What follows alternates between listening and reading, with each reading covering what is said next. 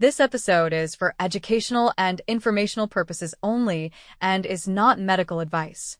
Peptides discussed are not approved for treating or curing disease, and you should always consult a qualified healthcare professional before making any decisions related to your health.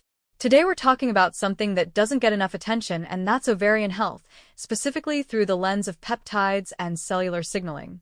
If you've been around this space for a while, you already know peptides are essentially short chains of amino acids that act like messengers in the body. They don't just randomly float around doing nothing. They bind, signal, regulate, and fine-tune processes that are already happening inside you. When we talk about ovarian health, we're really talking about a few key systems working together: hormone production, follicle development, mitochondrial function, blood flow, inflammation control, and cellular repair. If any one of those systems starts to break down, you can see issues like irregular cycles, poor egg quality, early ovarian aging, or difficulty with fertility. Now here's where peptides get interesting. They don't replace hormones. They don't force the body into doing something unnatural. What they tend to do, at least in theory and in emerging research, is support signaling pathways that help the body function more efficiently. Let's start with one of the most important pieces of ovarian health, and that's mitochondrial function. Your ovaries, and especially your egg cells, are extremely dependent on healthy mitochondria. These are the energy producers inside your cells. Egg quality is directly tied to mitochondrial health. If your mitochondria are sluggish, damaged, or overwhelmed, that can impact how well an egg matures and how viable it is. This is where peptides like MOTS-c come into the conversation. MOTS-c is a mitochondrial-derived peptide, which means it actually comes from within the mitochondria themselves. Its role is closely tied to energy regulation and metabolic signaling. What makes it interesting for ovarian health is that it can help improve how cells use energy, reduce oxidative stress, and potentially support better cellular efficiency.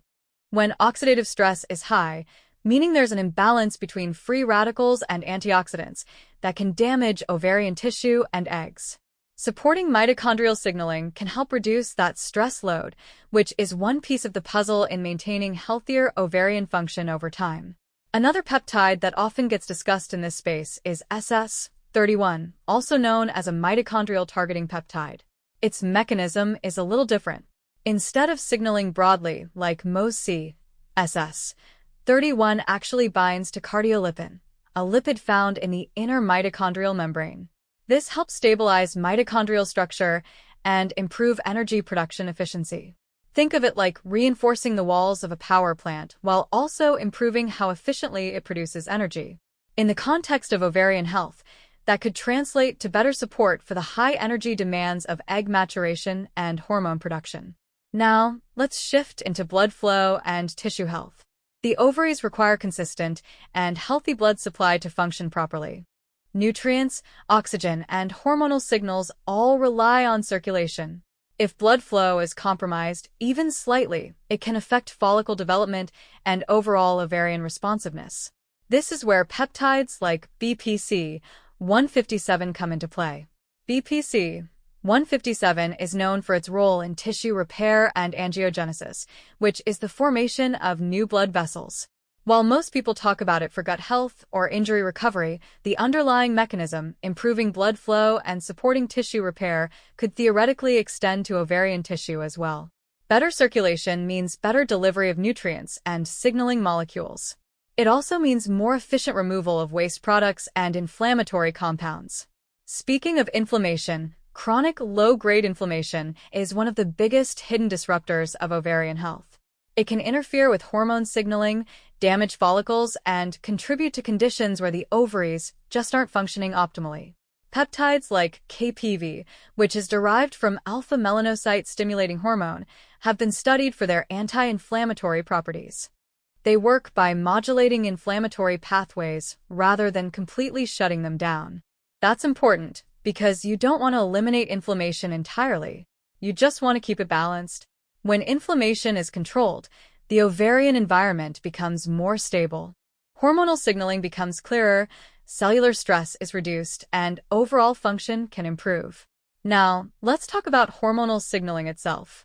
The ovaries don't operate in isolation. They are part of a larger system called the hypothalamic-pituitary-ovarian axis. This is a feedback loop between your brain and your ovaries. The brain sends signals, the ovaries respond, and then feedback is sent back to the brain. If that communication loop is disrupted, everything can feel off. Cycles become irregular. Ovulation may not occur consistently, and hormone levels can fluctuate in ways that don't feel stable. Some peptides, like kisspeptin, play a direct role in this signaling pathway. Kisspeptin is involved in triggering the release of gonadotropin-releasing hormone, which then influences luteinizing hormone and follicle-stimulating hormone. These are the hormones that directly control ovulation and follicle development. What's interesting about kisspeptin is that it acts upstream. It doesn't replace hormones. It helps regulate the signal that tells your body when and how to produce them. That's a very different approach compared to traditional hormone replacement. It's more about communication than substitution. Now, let's layer in another important factor, and that's cellular aging. Ovarian aging is one of the earliest signs of biological aging in the body. Even before other systems show decline, the ovaries can start to lose efficiency. One of the drivers of this is DNA damage and reduced cellular repair. This is where peptides like epitolon come into the conversation. Epitolon is often associated with telomere support. Telomeres are the protective caps at the ends of your DNA. As they shorten, cells become less able to divide and function properly. In theory, supporting telomere length and cellular repair mechanisms could help maintain healthier ovarian cells for longer. That doesn't mean reversing age, but it may support more efficient function at the cellular level. Another angle to consider is metabolic health.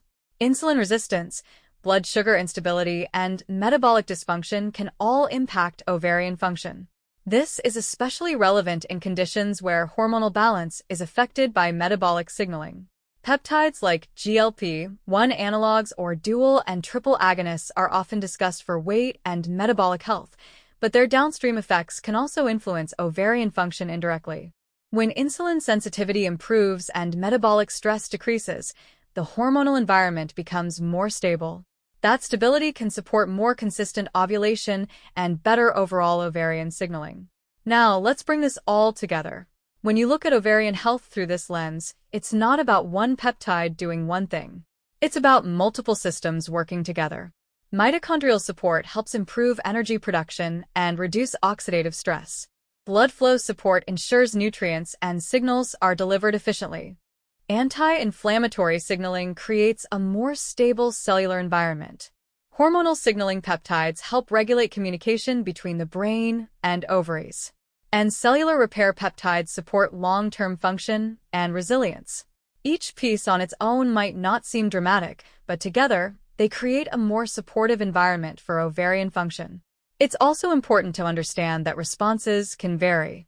The body is incredibly complex, and what works for one person may not work the same way for someone else. Factors like age, baseline health, stress levels, sleep, and nutrition all play a role.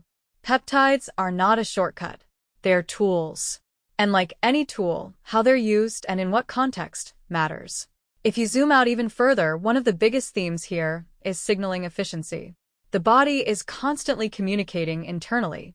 Hormones, neurotransmitters, peptides, and other molecules are all part of that conversation. When signaling is clear and efficient, systems tend to function better. When signaling is disrupted, things start to feel off. Peptides have the potential to support that signaling, not by forcing the body, but by nudging it back toward balance. Now, before we wrap up, I want to emphasize something important. None of this replaces foundational health habits. Hydration, nutrition, sleep, stress management, and movement are all critical. If those aren't in place, adding peptides on top is like trying to optimize a system that's already under strain. Start with the basics.